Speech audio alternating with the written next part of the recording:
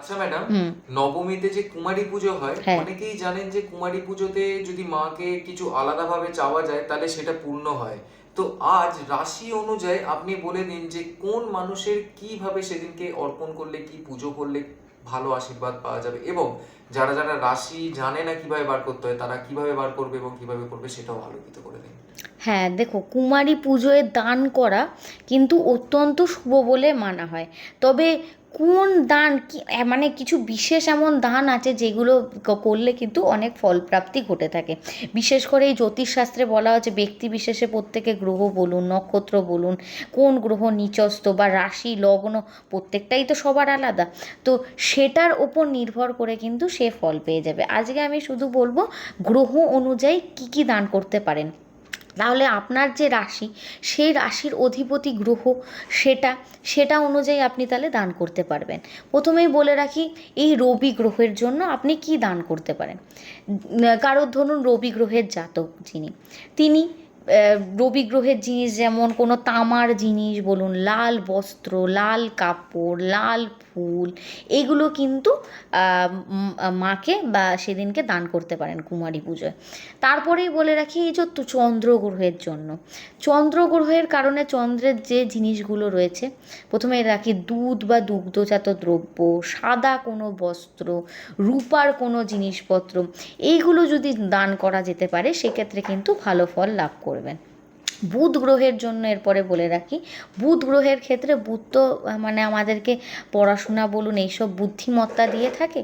বুধ গ্রহের ক্ষেত্রে আপনি বই দিলেন, কলম, বিদ্যার কোনো জিনিস, বা সবুজ রঙের কোনো বস্ত্র আপনি দান করলেন, বা রূপাও যদি আপনি দান করতে পারেন সেক্ষেত্রেও কিন্তু এই দানে ভালো ফল লাভ করবেন।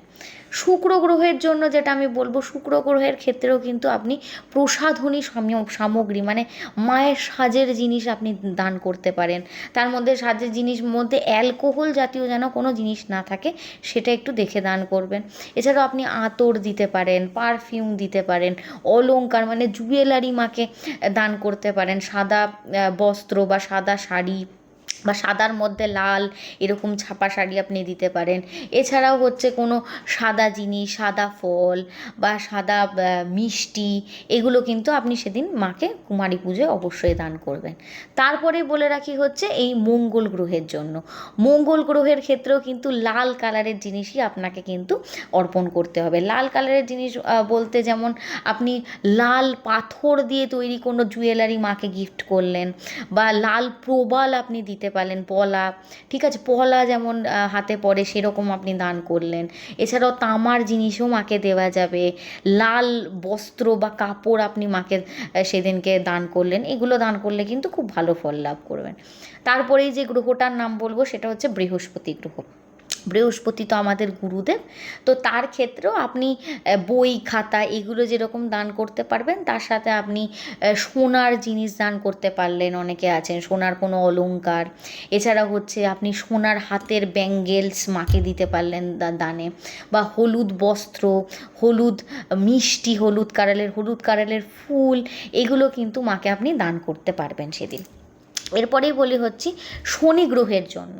শনি গ্রহের ক্ষেত্রে আপনি যে কোনো জিনিস বলতে যেমন হচ্ছে সর্ষের তেল দিতে পারবেন দানে।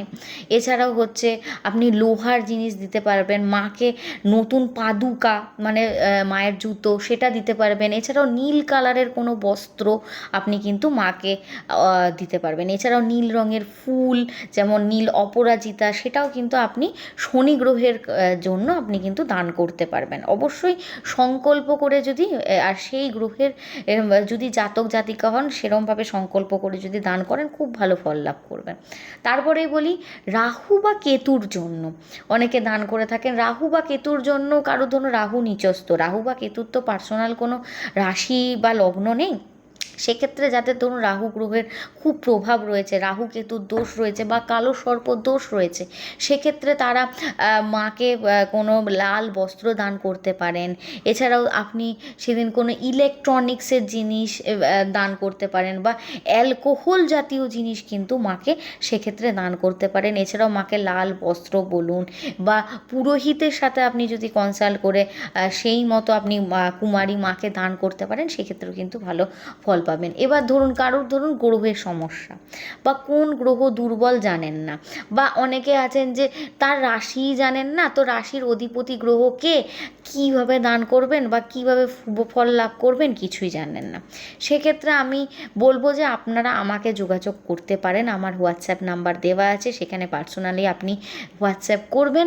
আপনারা যদি কুষ্টি বিচার করে আপনাদের রাশি জানতে চান বা আপনাদের কোন গ্রহ দুর্বল রয়েছে, কোন জিনিস আপনি দান করলে ভালো ফল লাভ করতে পারেন, সেটা আপনি পার্সোনালি আমার সাথে কনসাল্ট করে আমার কাছে জানতে পারবেন। তার সাথে সাথে আমি বলে রাখি, আমি আরেকবার বলে রাখছি রাশির মানুষদের জন্য, যেমন ধরুন মেষ রাশি বা মেষ লগ্নের ব্যক্তিরা আপনারা মঙ্গল গ্রহের জন্য দান করতে পারেন। বৃশ্চিক রাশি গ্রহদের তো আমি প্রথমেই দানের লিস্ট দিয়ে দিয়েছি। বৃশ্চিক রাশি বা বৃশ্চিক লগ্নের মানুষরা আপনারা মঙ্গলের জন্য দান করতে পারেন। বৃষ রাশি বা বৃষ লগ্নের ব্যক্তিরা শুক্র গ্রহের জন্য দান করবেন। এরকমই তুলা রাশি বা তুলা লগ্নের ব্যক্তিরা আপনারাও শুক্রের জন্য দান করতে পারেন, শুক্র গ্রহ। এরপরেই আসি মিথুন রাশির কথা। মিথুন রাশি বা লগ্নের ব্যক্তিরা বুধ গ্রহের জন্য দান করবেন। কন্যা রাশি কন্যা লগ্ন সেম বুধ গ্রহ। তারপরেই বলি হচ্ছে কর্কট রাশি বা কর্কট লগ্নের ব্যক্তিরা চন্দ্রের জন্য দান করতে পারেন। এদিকে বলি আমি সিংহ রাশি, তারা কিন্তু রবির জন্য দান করতে পারেন। তারপরে বলবো আমি ধনু রাশির ব্যক্তিরা বা ধনু লগ্নের ব্যক্তিরা আপনারা বৃহস্পতি গ্রহের জন্য দান করুন। মকর রাশির ব্যক্তিরা শনি গ্রহের জন্য, বা কুম্ভ লগ্ন কুম্ভ রাশির ব্যক্তিরা আপনারাও শনি গ্রহের জন্য দান করবেন। আর এদিকে মীন রাশির জন্য যে ব্যক্তিরা রয়েছে তারা কিন্তু বৃহস্পতি গ্রহের জন্য দান করতে পারেন। তো আপনারা কোন রাশির এবং কোন জিনিস দান করবেন অবশ্যই আমাকে কিন্তু কমেন্টে জানাতে ভুলবেন না। তার সাথে কারোর যদি কুষ্ঠিগত কোনো প্রবলেম থাকে আমাকে অবশ্যই হোয়াটসঅ্যাপে কিন্তু পার্সোনালি মেসেজ করতে পারেন।